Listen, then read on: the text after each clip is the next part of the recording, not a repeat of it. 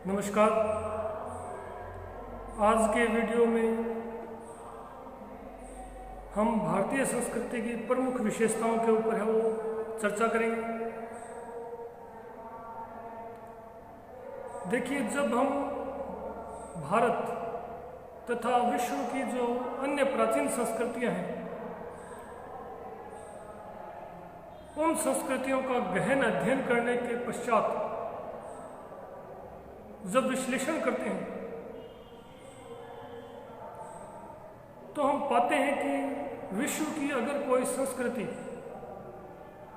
अमर कही जा सकती है तो वह निसंदेह ही भारतीय संस्कृति है,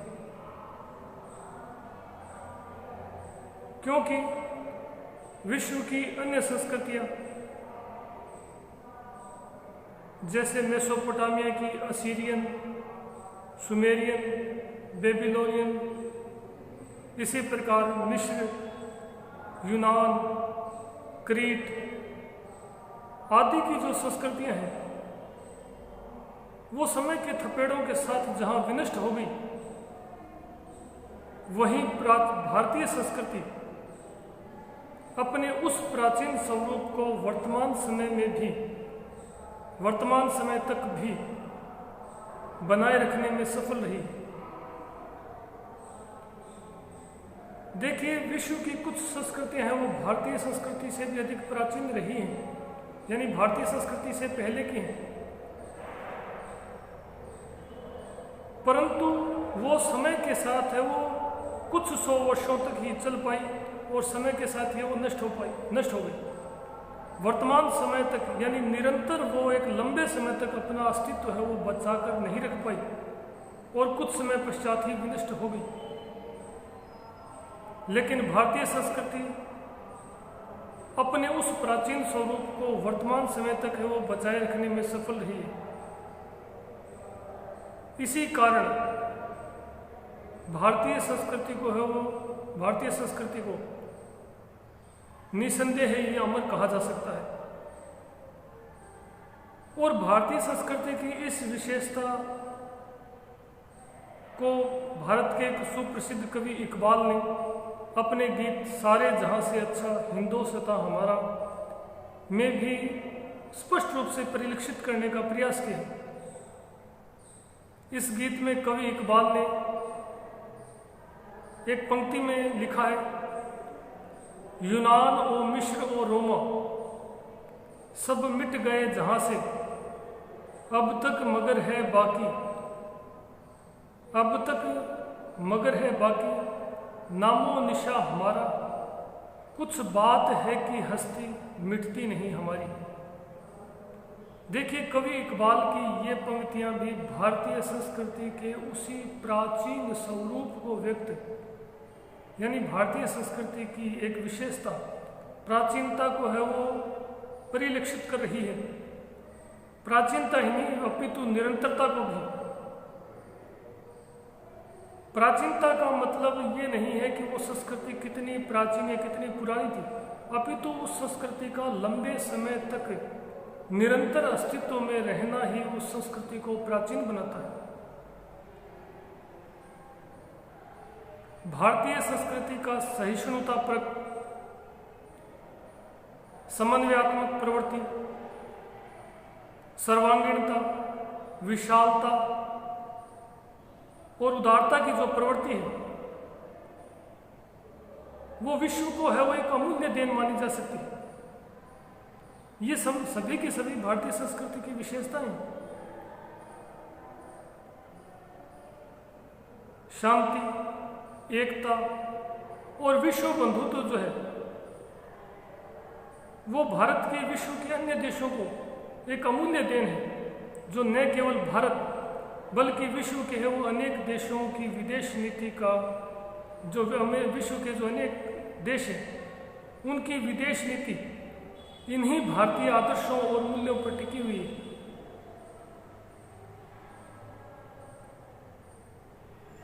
देखिए, किसी भी देश या ऐसा कह सकते हैं कि समाज की जो संस्कृति होती है वो उस देश या समाज का आईना होती है। उस देश की संस्कृति जो है वो उस देश के रीति रिवाज, परंपराओं, धर्म, दर्शन, साहित्य आदि के रूप में झलकती है। या दूसरे शब्दों में कहें तो किसी भी देश या समाज की जो संस्कृति है वो उस देश या समाज का आईना होती है, जो उस देश के धर्म, दर्शन, साहित्य, कला, संगीत, रीति रिवाज, परंपराओं के रूप में अभिव्यक्त होती है। और ये सब उस देश या समाज की संस्कृति की विशेषताएं भी कहलाती है। भारतीय संस्कृति भी अपने आप में कुछ विशिष्टताएं रखती है, और इन विशिष्टताओं में जो पहली विशिष्टता हम ले सकते हैं, या जो भारतीय संस्कृति की जो पहली विशेषता ले सकते हैं, वो है प्राचीनता। जो मैंने अभी तक पीछे बताया उससे भी ये प्राचीनता वाला शब्द जो है आपने पकड़ा होगा कि भारत की जो भारतीय संस्कृति है। देखिए, पहला बिंदु, जब हम भारतीय संस्कृति की विशेषताएं प्रश्न सॉल्व कर रहे होंगे तब उसमें हमारी जो पहली विशेषता होगी वो यही प्राचीनता होगी। नंबर 1 बिंदु है वो प्राचीनता होगी। तो प्राचीनता क्या है, जो है वो भारतीय संस्कृति की पहली विशेषता है। और भारतीय संस्कृति जो है उसकी गणना है वो विश्व की प्राचीनतम संस्कृतियों में की जाती है। और ये हम पहले भी पढ़ चुके हैं कि जहाँ विश्व की अनेक संस्कृतियाँ भारतीय संस्कृति से भी प्राचीन थी, किंतु वो कुछ वर्षों के पश्चात ही पूर्णतः विनष्ट हो गई और वर्तमान समय तक अपने अस्तित्व को बचा पाने में असफल रही। लेकिन भारतीय संस्कृति प्रारंभ में जिस स्वरूप में विद्यमान थी, आज भी उसी स्वरूप में विद्यमान है। इसी कारण भारतीय संस्कृति को सनातन संस्कृति यानी कि अनादि अनंत काल से चली आ रही कहा गया है। कहने का तात्पर्य यह है कि प्राचीनता के साथ साथ अगर उस संस्कृति में निरंतरता हो तभी वह संस्कृति प्राचीन कहलाती है। रोमन संस्कृति या कह सकते हैं कि सुमेरियाई संस्कृति भारतीय संस्कृति से बेशक, या मिस्र की संस्कृति भारतीय संस्कृति से पहले ही विद्यमान रही थी, परंतु वो नष्ट भी भारतीय संस्कृति से काफ़ी पहले ही हो गई। जबकि भारतीय संस्कृति वर्तमान समय तक अपने अस्तित्व को बचाए रखने में सफल रही। जब हम भारतीय इतिहास पर नजर डालते हैं तो हम देखते हैं कि भारत में जो विकसित सभ्यता और संस्कृति का इतिहास है वो सिंधु घाटी सभ्यता से ज्ञात होता है। और सिंधु घाटी और सभ्यता में जो भारतीय संस्कृति विद्यमान थी वो वैदिक काल तक आते आते पूर्ण रूप से विकसित हो चुकी थी, जिसकी जानकारी हमें वेदों से मिलती है। और गुप्त काल तक आते आते भारतीय संस्कृति है वो अपने चरम शिखर पर थी। यही कारण है कि गुप्त काल को भारतीय संस्कृति का स्वर्ण काल कहा जाता है। यद्यपि गुप्त काल के बाद मध्य काल तक भारतीय संस्कृति को अपने अस्तित्व को बचाने के लिए संघर्ष करना पड़ा, परंतु भारतीय संस्कृति की यहाँ एक दूसरी विशेषता और दृष्टिगोचर है, ग्रहणशीलता, समन्वयशीलता। और इन्हीं दो विशेषताओं के कारण भारतीय संस्कृति अपने प्राचीन स्वरूप को निरंतर बनाए रखने में सफल रही। मध्य काल में उसे एक प्रकार से अन्य संस्कृतियों से संघर्ष करना पड़ा, परंतु भारतीय संस्कृति ने अपने समन्वयात्मक दृष्टिकोण, ये भी एक उसकी विशेषता है, समन्वयात्मक दृष्टिकोण के कारण अन्य संस्कृतियों के साथ समन्वय स्थापित किया और भक्ति आंदोलन के द्वारा भारतीय संस्कृति पुनः जागृत हुई। और इस प्रकार वर्तमान समय तक अन्य संस्कृतियों के साथ समन्वयात्मक दृष्टिकोण स्थापित करते हुए वर्तमान समय तक अपना अस्तित्व बनाए रखने में सफल है। यही कारण है कि हम भारतीय संस्कृति को सनातन यानी अनादि और अनंत काल से चली आ रही कह सकते हैं, क्योंकि आज भी हमारे जीवन के जो आदर्श और मूल्य हैं वही हैं जो वैदिक काल में हुआ करते थे। आप देख लीजिए, वैदिक धर्म, वैदिक समाज, वैदिक जो संस्कृति थी वो वर्तमान में भी विद्यमान है। उस समय भी यज्ञ परंपराएं थी, आज भी यज्ञ परंपराएं हैं। उस समय भी हम जानवरों की पूजा करते थे, पशुओं की पूजा करते थे, आज भी करते हैं। उस समय भी हम वृक्षों की उपासना करते थे, आज भी करते हैं। उस समय जो अंधविश्वासी परंपराएं प्रचलित थी वो आज भी प्रचलित है। उस समय भी हम नारी को देवी के रूप में पूजते थे, आज भी हम नारी को शाक्ति या शक्ति संप्रदाय के रूप में पूजते हैं।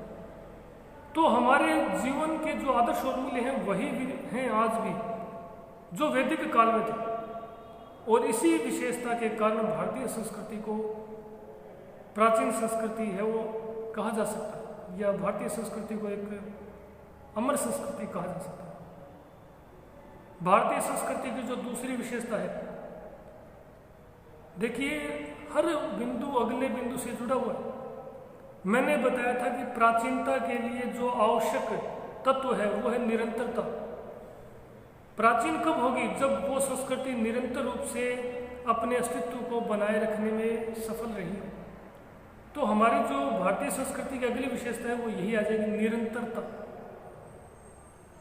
यानी भारतीय संस्कृति जब हम सिंधु घाटी सभ्यता से देखते हैं तब से लेकर और वर्तमान समय तक निरंतर अपने स्वरूप को बनाए रखने में सफल रही है। कहीं पर भी भारतीय संस्कृति के वे आदर्श और मूल्य परिवर्तित नहीं हुए, चाहे सिंधु घाटी सभ्यता और संस्कृति हो, चाहे उसके बाद वैदिक संस्कृति आई हो। प्रथम शताब्दी ईस्वी कुषाण काल, जब कुषाण, इंडो ग्रीक, अन्य जातियों का है वो भारतीय संस्कृतियों के साथ समन्वय स्थापित हुआ। उसके बाद गुप्त काल, पूर्व मध्यकाल तक भारतीय संस्कृति को अनेक अन्य संस्कृतियों के साथ संघर्ष करना पड़ा, परंतु भारतीय संस्कृति अपने समन्वयात्मक दृष्टिकोण के कारण, ग्रहणशीलता के कारण अपने उस प्राचीन अस्तित्व या स्वरूप को बनाए रखने में सफल रही, जो भारतीय संस्कृति की एक प्रमुख विशेषता है। यानी भारतीय संस्कृति की हम दो विशेषताओं के ऊपर चर्चा कर चुके हैं। पहला है प्राचीनता, दूसरा है निरंतरता। तीसरी, देखिए मैंने अभी जो बताया था कि हर विशेषता एक अगली विशेषता को प्रकट करती है। तो भारतीय संस्कृति, हम अभी जो बिंदु पर चर्चा कर रहे थे वो था निरंतरता। इस निरंतरता के पीछे क्या कारण था? भारतीय संस्कृति की एक और विशेषता ग्रहणशीलता। भारतीय संस्कृति निरंतर अपने अस्तित्व को बचाए रखने में किस प्रकार सफल रही, उसका कारण क्या था? उसका कारण था भारतीय संस्कृति की एक और विशेषता ग्रहणशीलता। हम प्रारंभ से ही पढ़ते हैं कि मौर्य साम्राज्य के पतन के बाद भारत पर विदेशी जो संस्कृतियां थी उनके आक्रमण प्रारंभ हो गए और मध्य काल तक है वो निरंतर, आधुनिक काल तक कह सकते हैं कि आधुनिक काल तक है वो निरंतर अन्य संस्कृतियों के वो लगातार आक्रमण, शक, कुषाण, हुण, तुर्क, अरब तुर्क, मुगल, मंगोल, अंग्रेज, अनेक संस्कृतियां हैं वो भारत में है।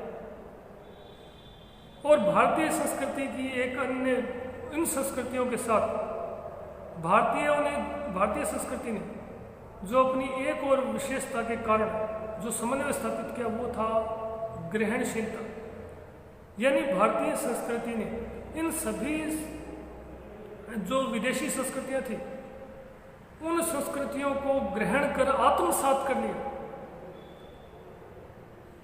और समय के साथ वो संस्कृतियां जो बाहर से भारत में आई थी वो भारतीय संस्कृति द्वारा डिसॉल्व कर ली गई, यानी आत्मसात कर ली गई। और आज कहीं पर भी भारतीय संस्कृति में उन संस्कृतियों का अस्तित्व दिखाई नहीं देता। क्या आज कहीं शक, कुषाण, हुण, मुगल या पश्चिमी अंग्रेजी जो संस्कृति आई थी, क्या उस संस्कृति का कहीं अस्तित्व दिखाई देता है? नहीं। क्योंकि भारतीय संस्कृति की इसी ग्रहणशीलता की जो विशेषता थी, उसी ग्रहणशीलता की विशेषता के कारण इन संस्कृतियों को भारतीय संस्कृति द्वारा आत्मसात कर लिया गया। अभी हम बिंदु पढ़ रहे हैं ग्रहणशीलता, यानी ग्रहण कर उसको आत्मसात कर लेना अपने।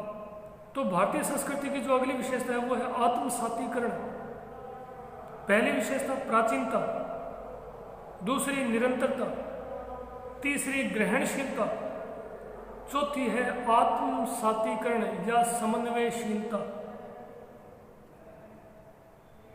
ये सभी जो विशेषताएं आपस में एक प्रकार से जुड़ी हुई हैं। भारतीय संस्कृति द्वारा भारत में आने वाली विभिन्न विदेशी संस्कृतियों को ग्रहण किया गया। उनके साथ भारतीय संस्कृति ने संघर्ष की नीति नहीं अपनाई, क्योंकि जो संघर्षशील संस्कृतियां थी वो अपने संघर्षशील स्वरूप के कारण ही, क्योंकि वो उनकी विशेषता थी, शीघ्र ही अपना स्वरूप खो बैठी और समय के साथ विनष्ट हो गई। परंतु विश्व की जितनी भी संस्कृतियां हैं, उन संस्कृतियों में इतनी अधिक विशिष्टताएं देखने को नहीं मिलती जितनी भारतीय संस्कृति में देखने को मिलती है। और अपनी इन्हीं विशेषताओं के कारण भारतीय संस्कृति अपने उस अस्तित्व को बचाए रखने में सफल है।